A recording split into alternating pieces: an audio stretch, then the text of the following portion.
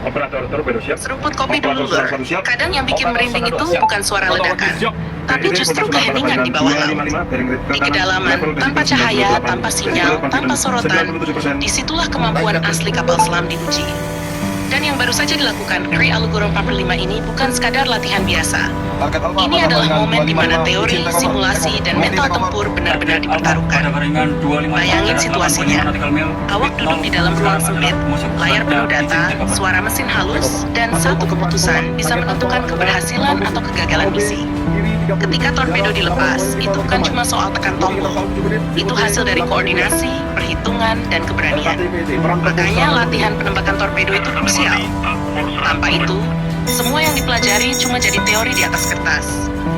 Kapal selam itu platform tempur paling kompleks, bukan cuma soal teknologi, tapi juga soal manusia di dalamnya.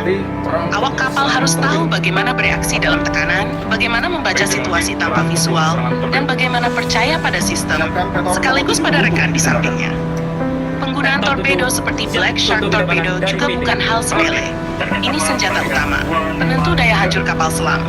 Setiap peluncuran harus presisi, dari perhitungan jarak, kecepatan target, hingga kondisi laut. Salah sedikit, torpedo bisa meleset, dan dalam kondisi perang nyata, itu bisa berarti kehilangan peluang emas. Yang menarik, latihan seperti ini juga menguji integrasi sistem. Kapal selam modern bukan lagi sekadar tabung peluncur torpedo.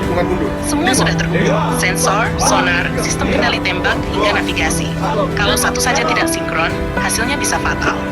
Jadi latihan ini sebenarnya menguji otak kapal selam, bukan cuma taringnya. Dan yang sering dilupakan, faktor mental. Di bawah laut, tekanan bukan cuma dari musuh, tapi juga dari lingkungan. Ruang terbatas, waktu panjang tanpa keluar, dan ketidakpastian tinggi. Latihan tembak langsung memberi pengalaman nyata. Bagaimana rasanya mengambil keputusan di bawah tekanan itu? Ini yang tidak bisa didapat dari simulator. Kalau cuma simulasi, semuanya terasa aman. Tapi saat torpedo benar-benar dilepas, ada rasa tanggung jawab yang beda.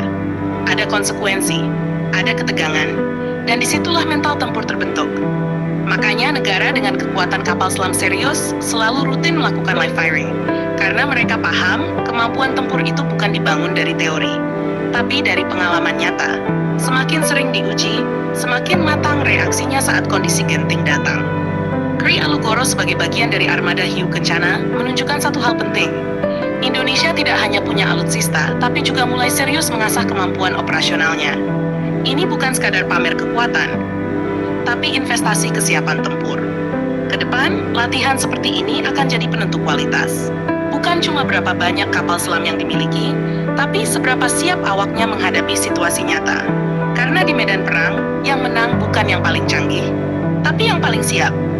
Dan di bawah laut, kesiapan itu diuji dalam diam, tapi dampaknya bisa menggetarkan permukaan. Jangan lupa subscribe, like, dan komen di bawah sambil ngopi.